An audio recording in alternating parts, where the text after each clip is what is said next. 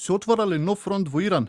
Покрај од воздух, иранската армија се подготвува за одбрана на копнените граници. Револуционерната гарда го зголеми бројот на војници долж границата со Ирак, откако курдите предупредија дека би можеле да се вклучат во војната на страна на САД и Израел. Пограничниот регион, во кој се наоѓаат американски воени бази, е цел на жестоки напади во изминатите неколку дена.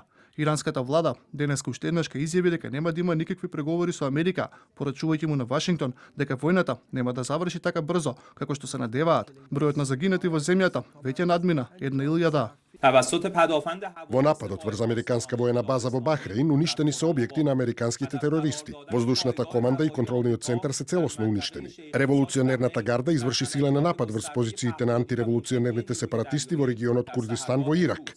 Овие групи планираат да се инфилтрираат и одвнатре да ја нападнат нашата држава.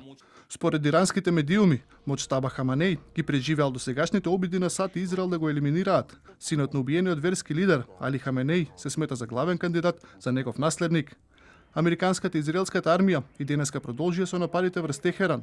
Цел повторно се владени и воени објекти, а силни експлозии се пријавени на неколку места широм државата.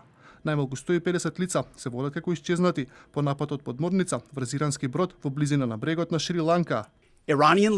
Ирански воен брод мислеше дека е безбеден во меѓународни води, но наместо тоа беше потопен од торпедо. Израелскиот министер за одбрана се закани дека војската ќе го елиминира секој наследник на Хаманеј.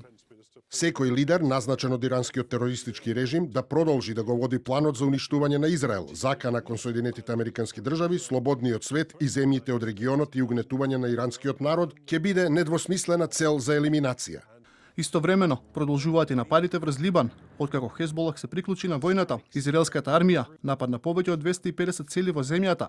Според либанската влада, преку 60.000 цивили морале да ги напуштат домовите. Во меѓувреме, и француската авиација се вклучи во војната на Блискиот Исток. Од Министерството за одбрана тврдат дека француски авиони неутрализирале голем број на ирански дронови, чија цел биле Обединетите арапски емирати. Но има ли подолба во Европската унија во поглед на војната на Блискиот Исток? Шпанија, која му забрани на САД да ги користи нивните воени бази за напади врз Иран, му порача на Вашингтон дека ескалацијата на конфликтот лесно може да има глобални последици.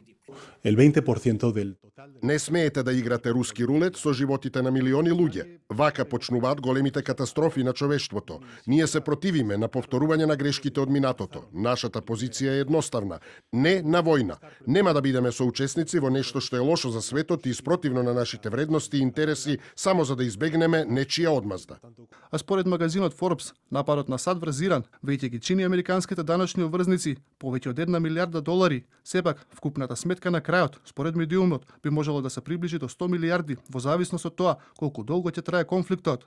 Според израелскиот министер за финансии пак, финансиската штета врз економијата на земјата би можела да достигне до $2,9 милиарди неделно.